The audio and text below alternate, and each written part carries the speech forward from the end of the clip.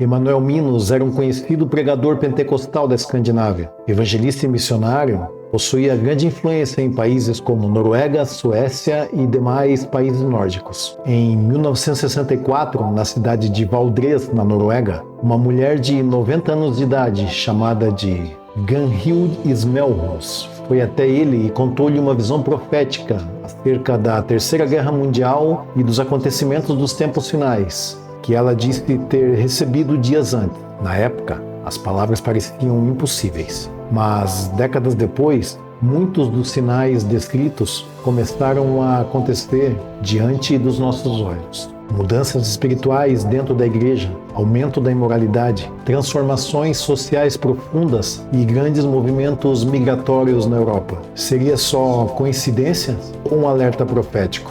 Vem comigo.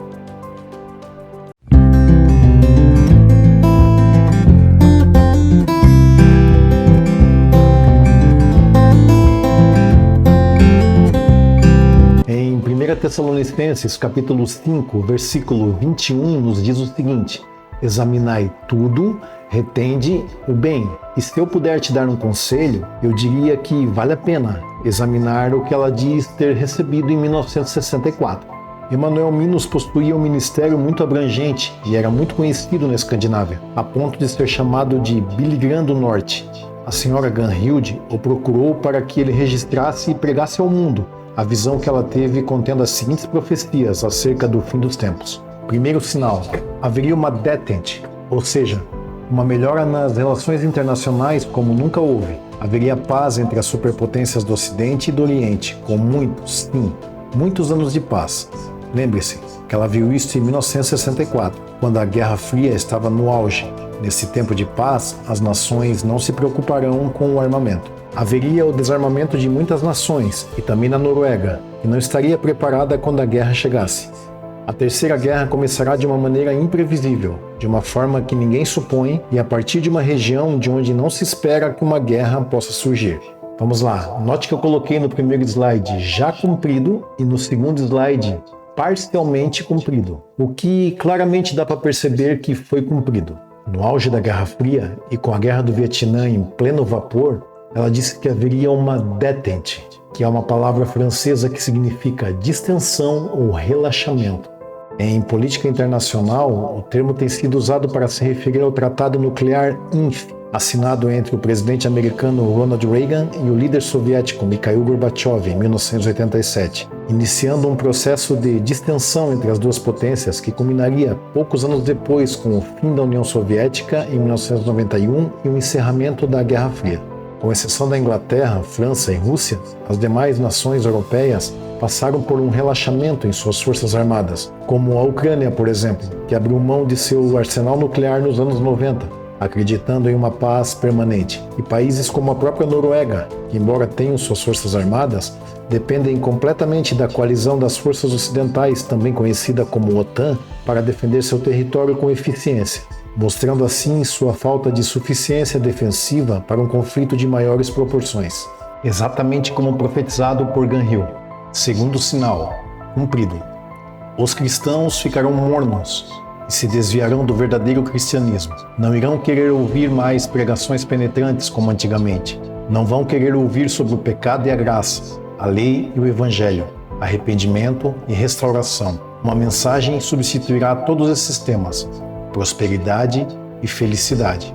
O mais importante será ter sucesso, ter alguém, possuir bens materiais, coisas dessas que Deus nunca prometeu. As igrejas e as casas de orações ficarão vazias.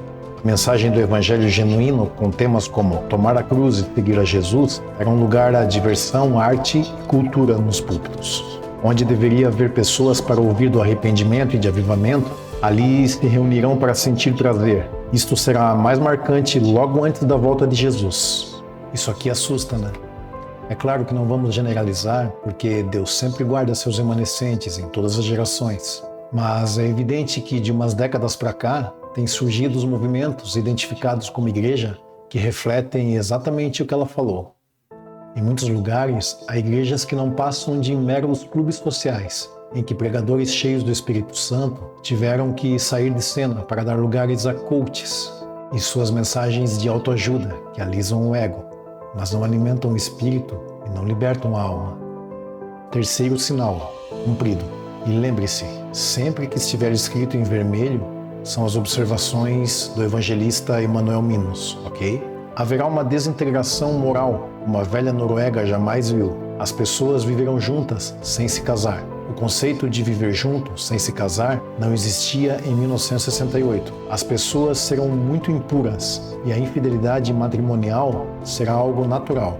Esse tipo de coisa invadirá a igreja, até mesmo pecados contra a natureza humana. Aqui também é possível ver claramente o cumprimento, né? O mundo nunca foi um convento, mas é possível ver de forma clara. A imoralidade e da devassidão aumentaram exponencialmente nas últimas décadas e têm adentrado os átrios da igreja. O divórcio entre cristãos já está chegando aos patamares do mundo e o pecado contra a natureza humana já adentrou a igreja também.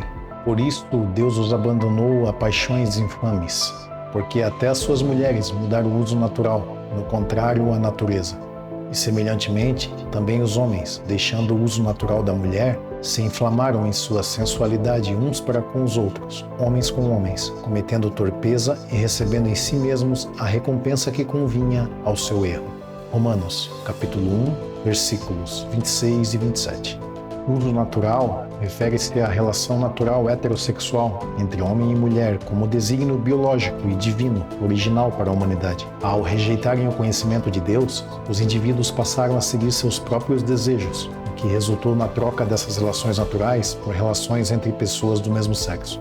E quando o indivíduo não está disposto a ser mudado pela palavra, ele vai tentar mudar a palavra. O resultado disso foi o surgimento de igrejas inclusivas, que agregam indivíduos que não estão dispostos a mudar o seu estilo de vida e nem serem libertos de sua condição pecaminosa.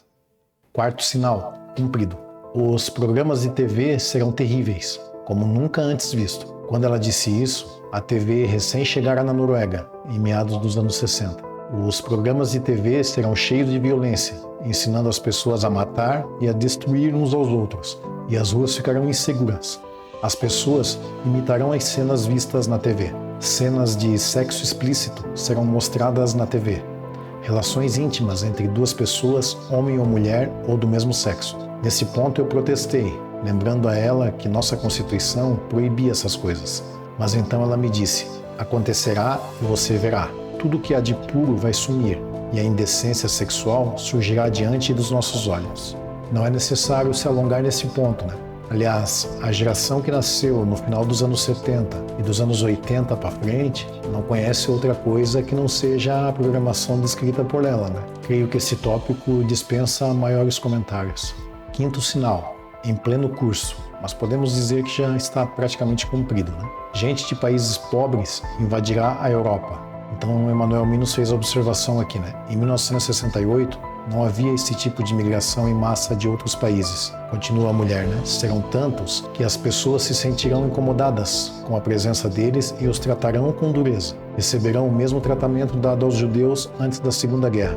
Então se completará a medida dos nossos pecados. Bem, isso também é algo que é de plena identificação, né?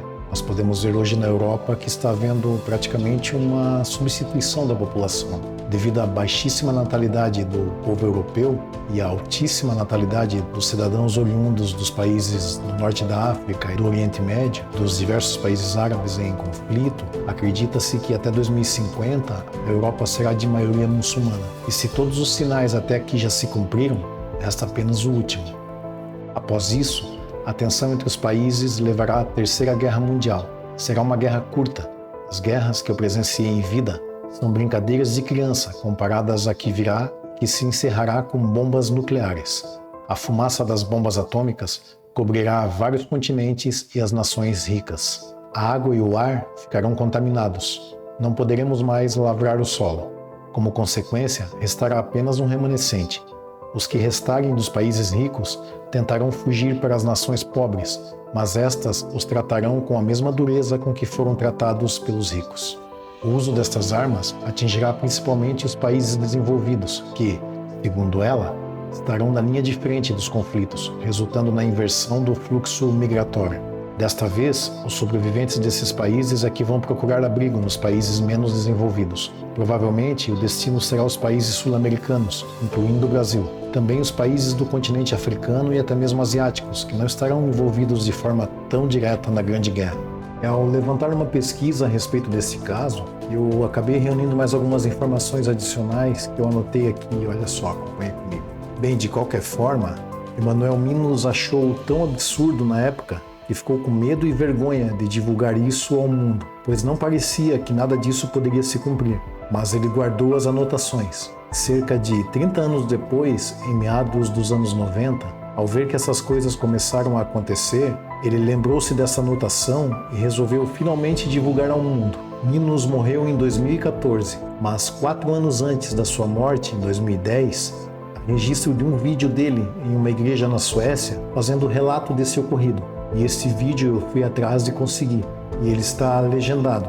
A imagem não é das melhores, mas lembre-se, o vídeo é de 2010 e provavelmente foi filmado por alguém que estava na reunião e filmou com o celular da época.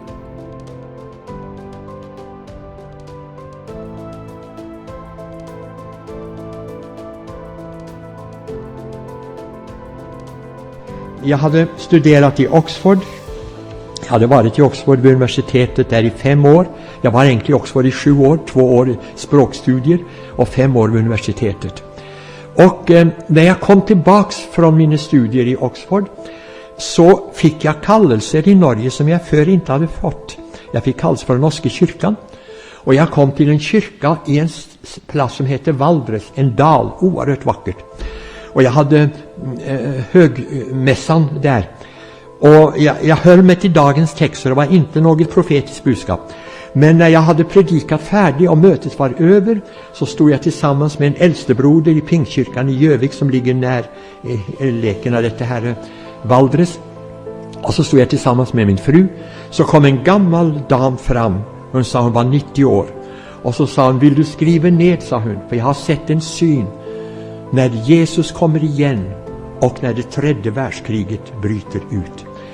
Och så skrev jag synen. Och så sa hon, när Gud åminner om detta, då ska du läsa det ut på mötena.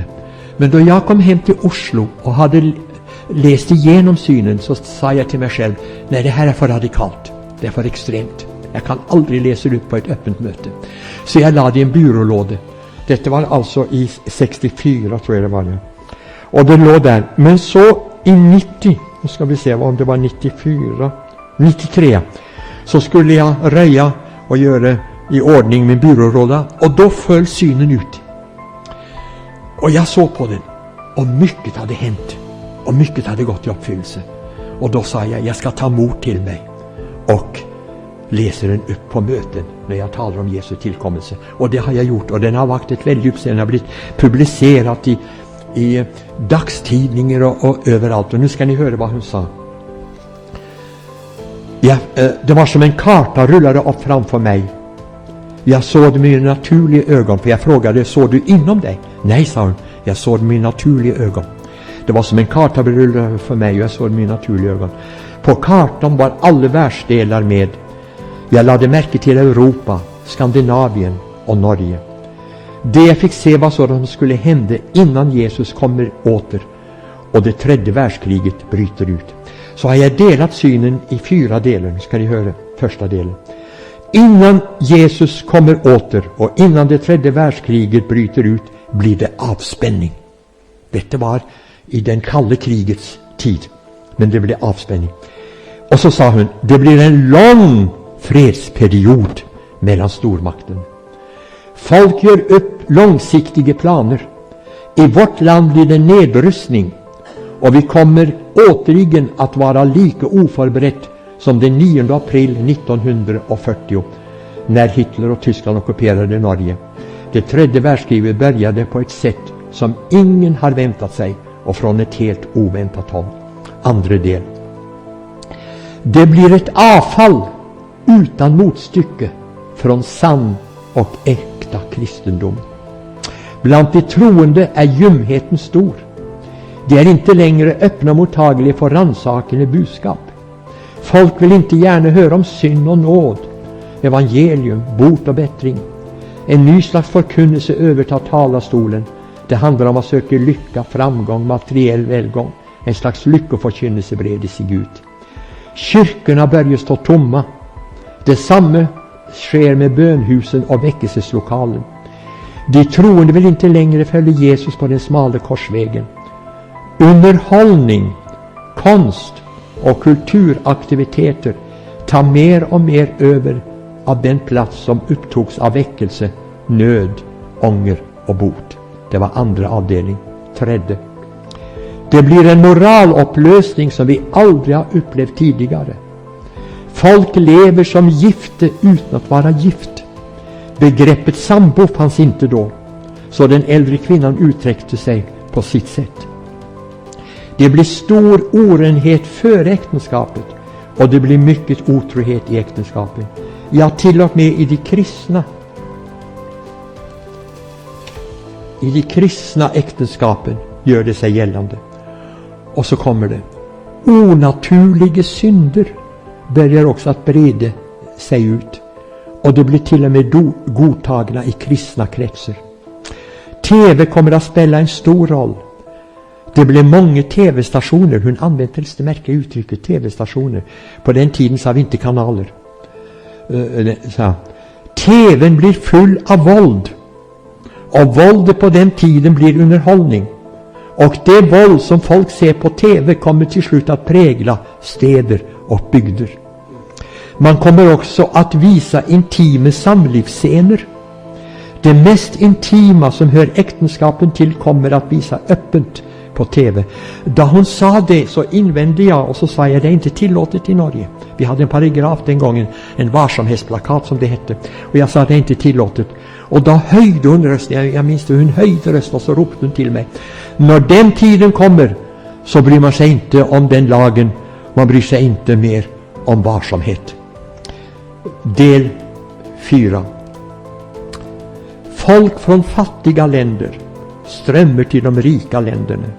De kommer till Europa, de kommer till Skandinavien, också till Norge, och det blir många som kommer. Och folk börjar tycka illa om dem och blir hårda emot dem. När hon sa detta började hon att gråta. De behandlas mer och mer som judarna före andra världskriget. Då är måttet för våra synder fullt. Kriget bryter ut, först som en liten konflikt, en obetydlig konflikt, men den tar inte slut. Den tilltar och breder ut sig. Till slut eskalerar den till ett stort krig. Mot slutet av det stora kriget används fruktansvärda vapen, bland annat atomvapen. Luften, jorden och vattnet förgiftas och fördärvas. Folk från de industrialiserade länderna i Amerika, Europa, Australien, Japan och liknande områden måste fly. De kan inte bo kvar längre. De kommer till de fattigaste länderna som har undgått det värsta. Men där är människorna inte särskilt villiga att ta emot oss på samma sätt som inte vi var så villiga att ta emot dem. Så långt denna profetia. Jag tycker i alla fall att något har gått i uppfyllelse. Jag vet inte vad ni tycker. Något har gått i uppfyllelse. Independente do que eu e você achamos acerca da autenticidade desta visão, a Bíblia nos aponta que o cenário para o final dos tempos está sendo montado bem diante dos nossos olhos. Este mundo caminha a passos largos para o abismo e a vinda de Cristo está cada dia mais próxima. Este planeta está à beira da destruição e Jesus virá buscar a sua igreja antes de executar um justo e terrível juízo sobre este mundo. Como eu queria fazer você entender que isto não é um conto de fadas ou um delírio infantil de fanáticos religiosos. Um dia eu pensei assim também, até que foram retiradas as escamas dos meus olhos. Mas não foi dado aos homens o poder de converter ninguém.